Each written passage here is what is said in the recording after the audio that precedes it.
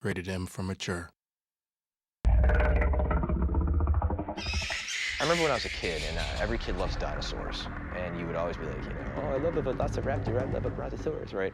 And you could have that chart where you could see the scale of all the dinosaurs, and you'd have that one poor guy who was like 5'9", standing there looking nervous next to the stegosaurus and the brachiosaurus and everything, and you have that sense of scale. And I think if you're creating a cool video game universe with monsters, you want to have everything from something that's knee-high to him all the way to something that's 10 to 15 plus stories high and everything in between.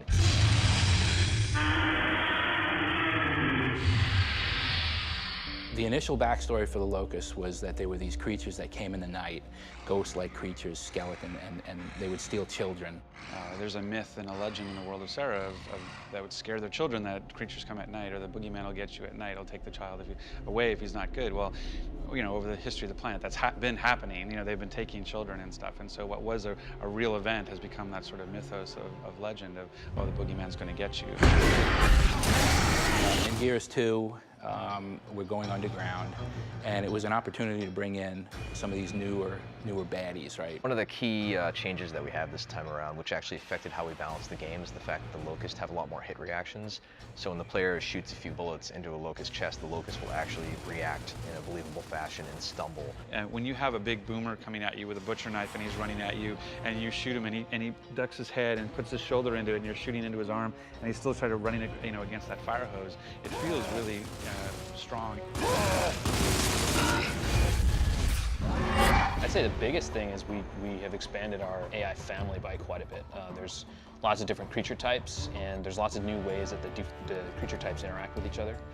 For example, there's a new guy called the Cantus. They have the ability to revive downed teammates on their side. So if you shoot down a locust but don't finish him, he can bring him back to life from across the battlefield. If you're in a fight with one of these Cantus guys and you ignore him, you're just fighting the front guys, they're just going to keep coming back. And if you do enough damage to him, he'll actually spawn tickers to go after you and try to distract you while he does other things.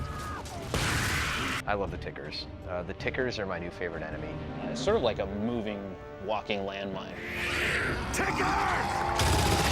Their whole purpose is kamikaze, so they just kind of scurry around and hide until they see you, and then they'll just charge you, and once they get close to you, they kind of like, flex their muscles on their back and blow up this bomb that's on their back, so.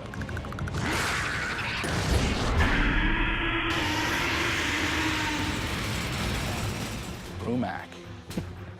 Giant monster with guns. It was the first creature I saw for Gears of War back when I started. He's seen multiple iterations. We have him in Gears 2 now, where his armor's off. We've got versions with his armor on. He's got weapons. He doesn't have weapons. Talk about iconic creatures, The Brumac is the epitome of every Gears of War creature there is. Everything else is derived from him. Blood mounts are really cool. One of the most difficult creatures that you'll encounter in the single-player game. He's crazy, they kind of walk on their hands, and they've got these crazy weapon feet.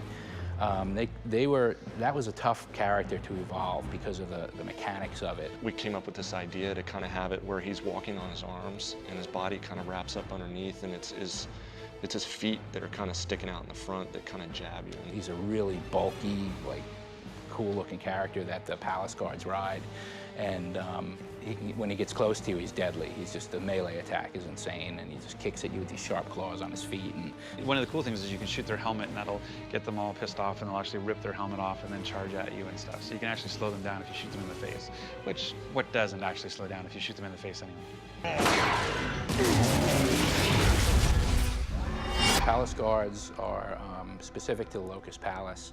He's essentially a Theron, but a crazy, mental, much more badass Theron.